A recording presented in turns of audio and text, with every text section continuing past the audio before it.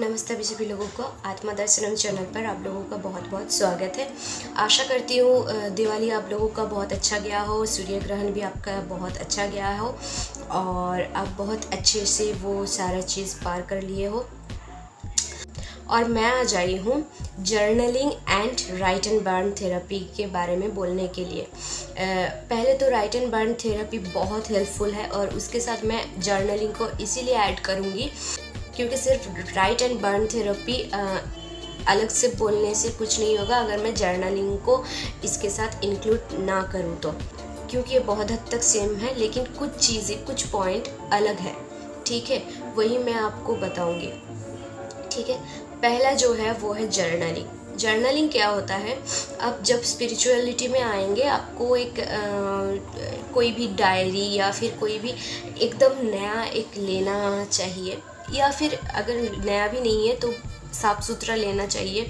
उसके आगे अगर कुछ पेज है तो उसको कोशिश कीजिए कि आप फाड़ दें या फिर उसको अलग कर दें, लेकिन बहुत अच्छा होता है अगर आप नया भी लेते हैं। ठीक है, लेकिन उस डायरी पर अगर आप स्पिरिचुअलिटी के बारे में ही ज़्यादा लिखेंगे तो अच्छा है, और आप उसी डायरी पर राइट एंड बर्न थेरेपी भी कर सकते हैं। इसके लिए आपको अलग अलग से खरीदने की कोई ज़रूरत नहीं, लेकिन ये मतलब जर्नल होना चाहिए जो अलग से रहेगा।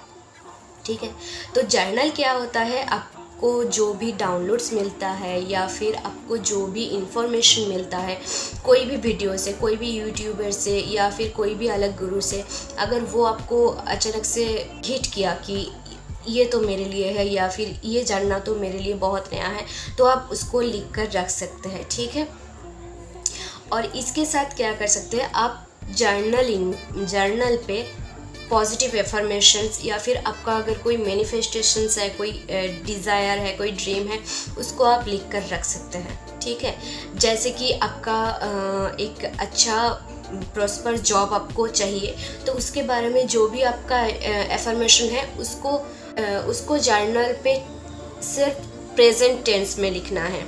ठीक है, कि मैं ये पा रही हूँ, I am getting all the prosperity in my life, I am attracting abundance in my life, I am getting this dream job in my life, I am going to office every day to my dream place।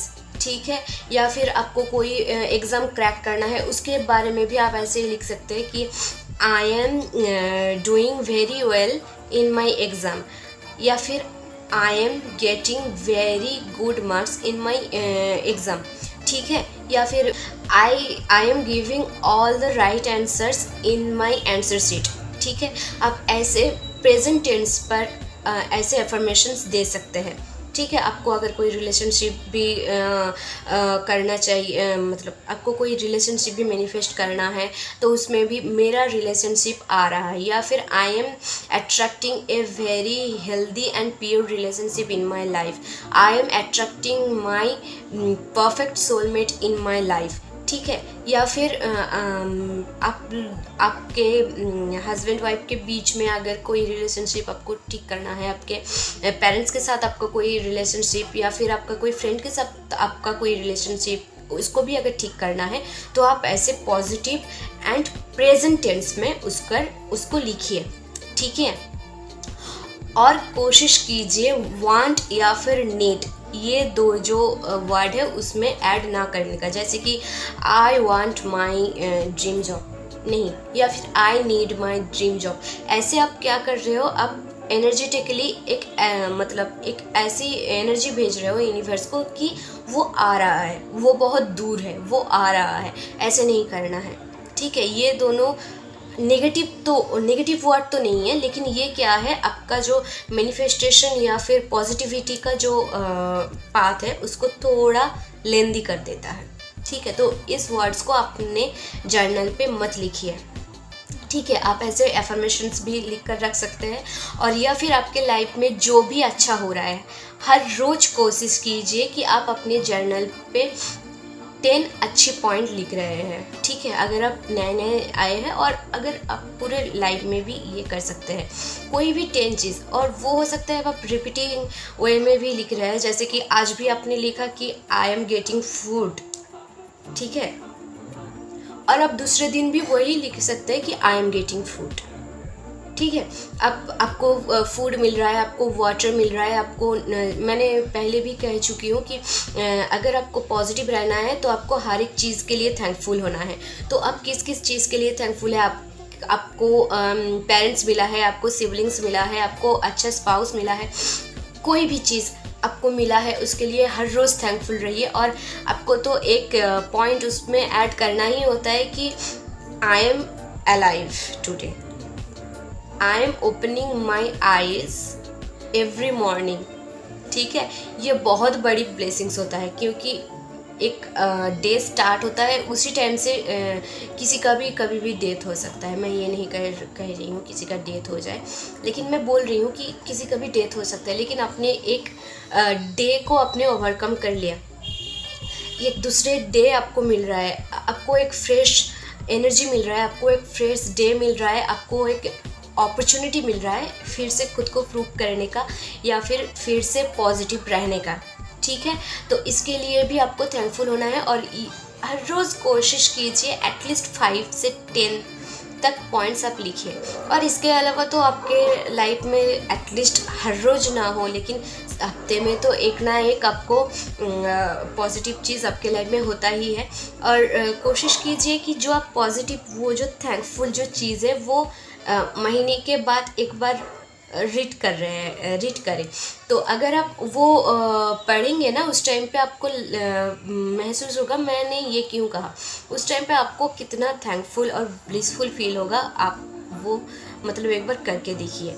आप अगर बहुत negative है उस time पे भी वो कर सकते हैं, तो आपको पॉजिटिविटी, आपके अंदर बहुत सारा पॉजिटिविटी जनरेट होगा, ठीक है।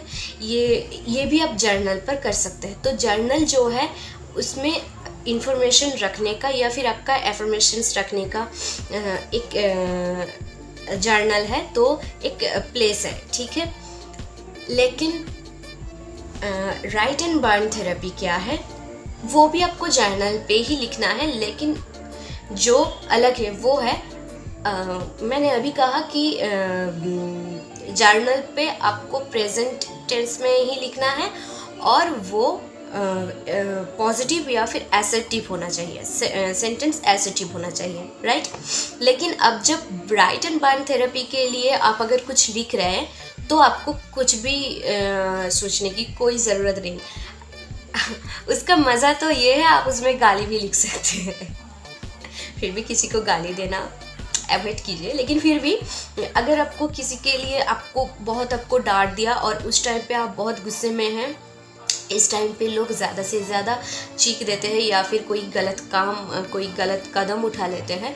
तो इस टाइम पे आपको क्या करना है, रूम में आ जाइए या फिर कहीं पर भी आप बैठ जाइए, एक पेन और पेपर लीजिए, और अगर आपका जर्नल भी आप ले सकते हैं तो उसका पेज आपको फाड़ना पड़ेगा, ठीक है। तो ये आपके दिमाग में रहना चाहिए कि आप जो भी लिखेंगे वो पेज फाड़ा जाएगा, ठीक है। तो उसमें आपको जो भी लिखना है आप लिख सकते हैं। आपको गाली आ जाता है कभी कभी कुछ, मतलब आप गाली भी लिख सकते हैं। यही एक तरीका होता है राइट एंड बर्न थेरेपी के, क्योंकि आप जब गाली भी लिख रहे हैं ना, आप अपने नेगेटिविटी को रिलीज़ कर रहे हैं। आप उनको ना बोलकर आप अपने अंदर उस नेगेटिविटी, जो नेगेटिव एनर्जी है उसको पॉजिटिविटी में आप कन्वर्ट कर रहे हैं, ठीक है।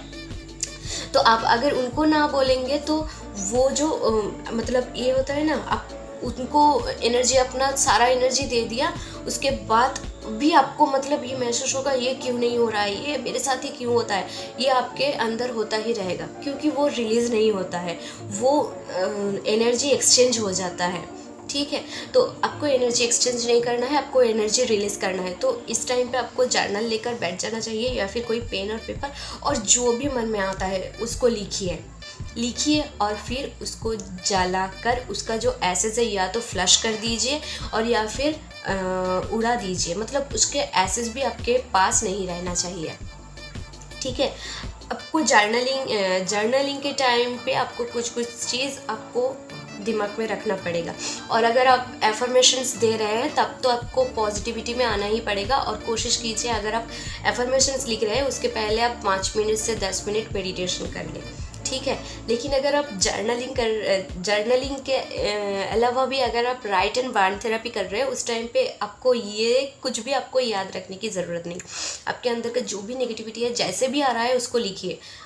गाली आ रहा है, नेगेटिव मतलब ही डोंट लव मी, ये भी आ रहा है। एक्चुअली एक सोल को प्यार करता नहीं है, ये यूनिवर्सल फॉल्स है। अगर मैं कहूँ यूनिवर्सल ट्रूथ होता है तो ये यूनिवर्सल लाई है, ठीक है। एक सोल हमेशा अपने सामने की सोल को हमेशा प्यार करता है। प्यार क्या नहीं करता है, माइंड नहीं करता है, ठीक है।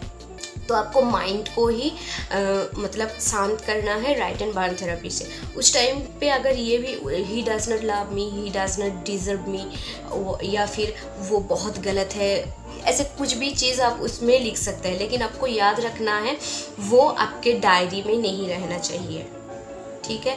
या फिर आपके जर्नल में वो नहीं रहना चाहिए। या फिर अगर आप कोई अलग से पेपर में भी लिख रहे हो, वो पेपर आपके पास नहीं रहना चाहिए, उसको जला दीजिए और जलते हुए उसको देखिए, ठीक है।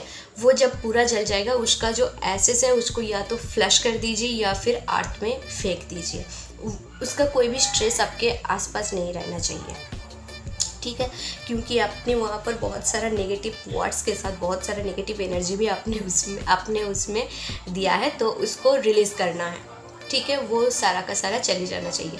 तो मैं बहुत लोगों को ये सजेस्ट करती हूँ, जो भी नेगेटिविटी फील करता है या फिर जिनको बहुत सारा नेगेटिव अटैक्स होता है, उनको मैं बहुत टाइम ये ही सजेस्ट करती हूँ कि राइट एंड बार्न थेरेपी यूज़ कीजिए, ठीक है। और इसके साथ जर्नल को अगर अपने हैबिट में रख लेंगे तो ये आपके लिए बहुत अच्छा होगा, ठीक है। जर्नलिंग बहुत अच्छी चीज़ है। तो इसके साथ ही मैं ये वीडियो ख़त्म करती हूँ। आप सभी लोगों का दिन बहुत अच्छा जाए और हैप्पी भाई दूज। और इसके साथ मैं ये ही कोशिश करूँगी कि वीडियो थोड़ा जल्दी लाने का, या फिर आप लोगों का अगर कोई क्वेश्चंस है उसको पूरा का पूरा आपको इन्फॉर्मेशन देने का, तो क्वेश्चंस कीजिए, मेल्स पे कीजिए, मेरे सोशल मीडिया हैंडल्स पे कीजिए, कमेंट्स में कीजिए, कहीं पर भी कीजिए। मैं आपका नाम भी नहीं लूँगी अगर आप नहीं चाहते। और इसी तरह मैं आपको गाइड करती रहूँगी, हेल्प करती रहूँगी। और आपका बस मुझे एक ही हेल्प चाहिए, अब मुझे सपोर्ट कीजिए और लाइक, शेयर एंड सब्सक्राइब कीजिए मेरे चैनल को। Okay, thank you so much. बहुत अच्छे से रहिए।